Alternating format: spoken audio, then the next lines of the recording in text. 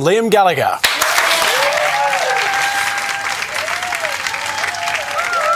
Liam, welcome. We know you've been playing live shows around the country. I'm interested to know, how do you decide which of the Oasis songs you play?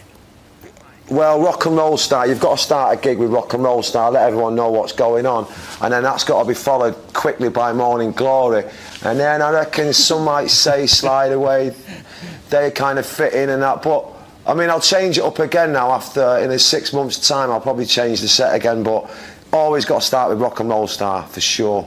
I know Robbie Williams has said your new song, For What It's Worth, is the best thing you or your brother have written for 20 years. I know there's been some bad blood with Robbie Williams in the past. Would you ever do a duet with him, do you reckon?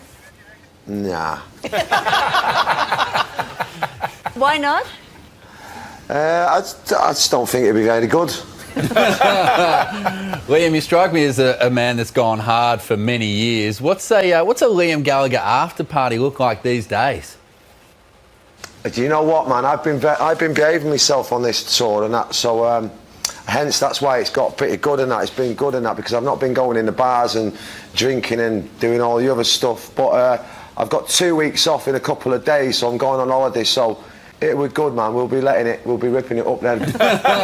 You're now a dad of 4 wonderful children. What parenting lessons do you have for them? Is it do as I say and not as I do? I haven't got a leg to stand on, have I, really? No. You know what I mean? When it comes to drugs, I go, listen, don't be doing drugs. And they'll go, well, you know, what about this? And I'll say to the boys, I say, don't be arguing with your brother. And they'll go, yeah. And I'll say, don't be treating the girls bad and all that. And they go, well, yeah. So it's a lot of and pointing in and going, oh, you know what? So basically, I just leave them to it and I go on tour. Liam, I loved a clip that I saw recently. It was you getting furious at having to make tea for yourself because people don't buy music anymore. They download it, so there's no money in rock and roll. What else makes you furious that you have to do yourself? Open doors. Don't like that. Dressing yourself, you know what I mean? Remember them days in the 90s when people used to dress you? And run your baths and stuff. Yeah, and in the Middle Ages as well. and feed you and stuff, yeah. Was that how good it was? Did you have a feeder? Oh, yeah. I used to have someone who licked me on plate. Someone would lick a plate for me as well when I finished. I'd go, yeah, lick that for us. I don't mean to get a bit crude about it, but did you have someone to wipe your ass for you as well? Yeah. I've still got someone to do that. Liam, can I ask, in this simplified, more poverty-ridden experience, are you happier now or were they happier days then?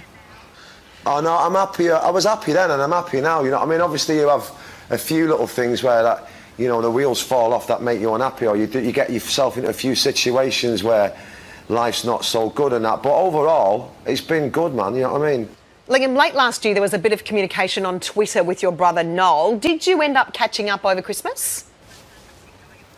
Didn't catch up with him over Christmas, didn't catch up with him last Christmas, not caught up with him over Christmas for about 15 years. He goes to see me mum and then we sort of share me mum. I'll have her next Christmas. But yeah, no, the truth is, I mean, he said a few things that I didn't like and I've let him have it again, so that's the way it goes. Because he thinks his shit don't stink, you know what I mean? He thinks he's got all the answers, you know what I mean? And he likes to sit on his high horse and let everyone have it. So I like to point out a few little silly things he's done, you know what I mean? So yeah, I'm watching him. It's just like he was saying the other day about like it's undignified for a 50-year-old to play stadiums.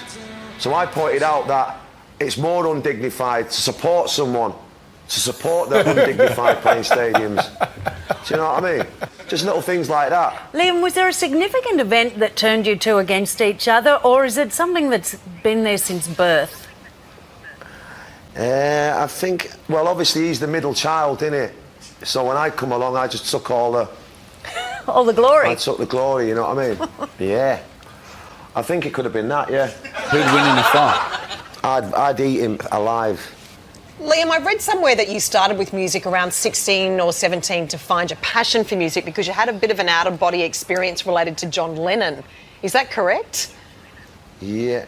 Well, I was tripping at the time, yeah, at my mate's house. So we'd done loads of mushrooms, and then halfway through that, on the come down, I sort of come out of my body, went to turn the light on, and then I sort of, like, I think I bumped into John Lennon on the cosmic path.